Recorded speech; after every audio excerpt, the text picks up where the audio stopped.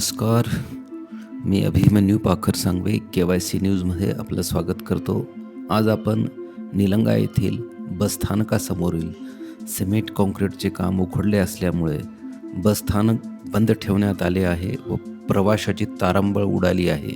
या संदर्भात आपण पाहूयात एक रिपोर्ट. निलंगा बस स्थानकाचे काम निकृष्ट, गुत्तेदार पळाला, बजेट व नियोजनावर प्रश्न. निलंगा शहरातील महाराष्ट्र राज्य परिवहन महामंडळाच्या ST बस स्थानकाचे काम अत्यंत निकृष्ट दर्जाचे झाल्याचा आरोप नागरिक, राजकीय पदाधिकारी आणि विविध संघटनांनी केला आहे. कोट्यावधी रुपयांचा निधी खर्च करून उभारण्यात आलेले बस स्थानक अवघ्या काही दिवसातच उखडलेले कॉन्क्रीट, चढ उतार, तडे गेलेले फरशी काम यामुळे चर्चेत आलं आहे. बस स्थानकाच्या कामासाठी नियुक्त करण्यात आलेल्या गुत्तेदारांनी काम अर्धवट ठेवून पळ काढल्याचा गंभीर आरोप होत आहे. वेळेत निधी उपलब्ध न होणे, नियोजनाचा अभाव आणि प्रशासनाचे दुर्लक्ष यामुळे हे काम अडचणीत आले असल्याचे सांगितले जात आहे. विशेष म्हणजे दुसऱ्या कामांसाठी मात्र तात्काळ निधी उपलब्ध होतो, मात्र महत्त्वाच्या सार्वजनिक सुविधांसाठी बजेट वेळेवर का येत नाही असा सवाल उपस्थित केला जात आहे.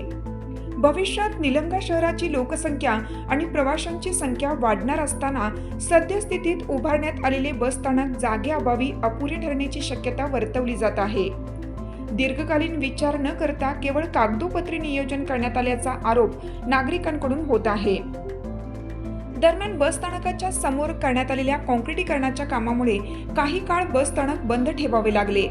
त्यामुळे प्रवासी, महिला, वृद्ध आणि विद्यार्थी यांचे मोठ्या प्रमाणात हाल झाले. या संपूर्ण प्रकरणात काँग्रेससह विविध राजकीय पक्षांच्या पदाधिकाऱ्यांनी माध्यमांसमोर येऊन काम निकृष्ट झाल्याचा आरोप केला असून याबाबत अधिकाऱ्यांकडे लेखी तक्रारही दाखल करण्यात आल्या आहेत. मनसेचे जिल्हाध्यक्ष डॉक्टर भिकाणे यांनीही या प्रकरणात आक्रमक भूमिका घेत निवेदन दिले असून दोषींवर कारवाईची मागणी केली आहे. सार्वजनिक पैशांची उधळपट्टी थांबवली पाहिजे, अन्यथा मनसे रस्त्यावर उतरून आंदोलन करेल असा इशारा त्यांनी दिला आहे. मनसे जिल्हाध्यक्ष डॉक्टर भिकाणे. महाराष्ट्र नवनिर्माण सेनेचा विजय असो. आज या ठिकाणी आपण फक्त वर्षभरच चालू असलेल्या निलंगा बसस्थानकाचं, ज्याचं अतिशय गाजावाजात उद्घाटन करण्यात आलं होतं, जिथं पंचतारांकित बसस्थानक होणार आहे.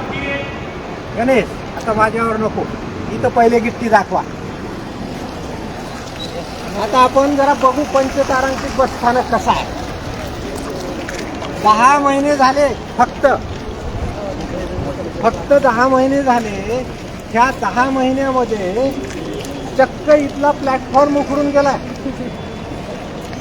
आणि या उखडलेल्या प्लॅटफॉर्ममुळं बस आली की अक्षरशः धुळीचा लोट निर्माण होतो. या ठिकाणी सळ्या उघड्या पडल्यात. या ठिकाणी सळया पण उघड्या पडलेल्या आहेत. आता गणेश, आता बारकाईनं बघा तुम्ही, तुम्हाला मी एक बोर्ड दाखवतो.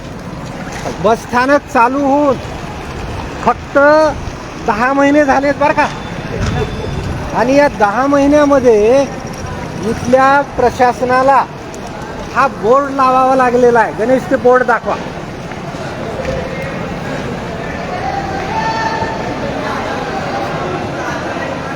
गणेश, आता बघा, ही झाली बसस्थानकाच्या प्लॅटफॉर्मची अवस्था. उखडल्यामुळं 10 महिन्यातच बसस्थानकाचं काम बंद आहे. जवळपास या बसस्थानकासाठी शासनानं, म्हणजे जनतेच्या टॅक्समधून, ज्यावेळेस 2017ला हे बसस्थानक मंजूर झालं त्यावेळेस 4 कोटी रुपयाचा निधी आला होता. कितीचा? सर, सध्या बसस्थानकाचा विषय आहे. आपण बसस्थानकावर गंभीर आरोप केला, तर या बाबतीमध्ये आपलं मत काय सर? हे एक गोष्ट बारकाईनं पाहिली तर आपल्या लक्षात येईल सर, मी जे व्यक्त केले ती जनभावना आहे. कुठल्याही लोकहिताच्या कामामध्ये लोकप्रतिनिधी आणि विरोधी पक्ष ह्या दोघांनी ते काम कशा प्रतीचं होतं आहे हे पाहून त्याला न्याय देणं गरजेचं आहे. एवढा बोगस बसस्थानकाचा बाजार राबवला गेला आणि हे कसं शक्य आहे की हे निलंग्यातील कुठल्याच प्रमुख नेत्याला माहिती नाही. त्यामुळं मी तो आरोप करण्याऐवजी मी त्या ठिकाणची जी सत्य परिस्थिती आहे ती मांडलेली आहे सर. भ्रष्टाचार म्हणजे काय झालं नेमकं, किती कोटीचं काम होतं ते, आणि मग असं वाटतं की येणाऱ्या 25 वर्षाच्या काळामध्ये हे म्हणजे बसस्थानक अपुरं वाटतंय का? सर हे काम सुरुवातीला 4 कोटी मंजूर झाले, नंतर 19ला 2.25 कोटी मंजूर झाले, जवळपास 6-7 कोटीचं हे काम आहे. मग जेव्हा 6-7 कोटीचं बसस्थानक तुम्ही बांधता त्यावेळेस दूरदृष्टी तुमची असणं खूप गरजेचं आहे. सर तिथं अक्षरशः थोडे जरी विद्यार्थी आले, गर्दी झाली तर बसायला जागा नाही आजच त्या बसस्थानकात, अशी अवस्था आहे. मग तुम्ही पुढचं विजन 2050चं ठेवून ते बसस्थानक बांधणं क्रमप्राप्त होतं. पहिली गोष्ट, दूरदृष्टी त्यामध्ये दिसत नाही.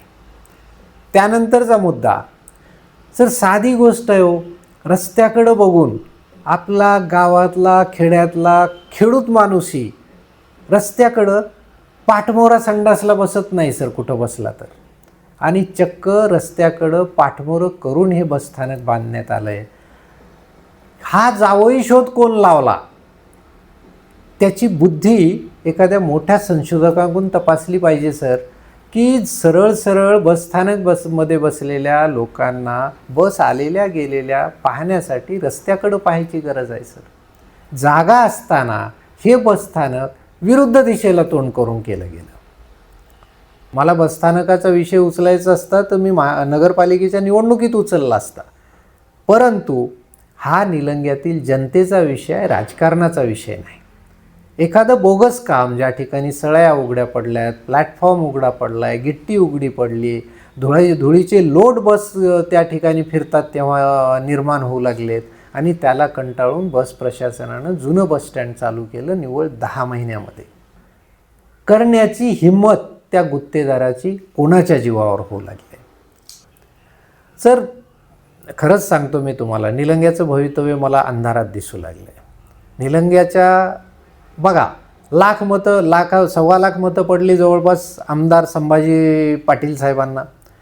लाखाला 1-2 हजार कमी पडली असतील विरोधी पक्षाचे नेते अभयदादा साळुंखे यांना. त्या दोघांचाही राजकीय प्रोग्रेस व्हावा, कोणाच्या राजकारणाला खोडा घालण्याचा माझा बिलकुल हेतू नाही, परंतु लाख मोलाची मतं तुम्ही घेतायत, लाख मोलाची निलंग्यातील गोरगरीब आबालवृद्ध तरुण तरुणी तुम्हाला मतदान टाकतायत. तर जेव्हा लोकहिताची कामं होतात तेव्हा ते चांगलं करून घेण्याची जिम्मेदारी तुमची नाही का, पहिला प्रश्न.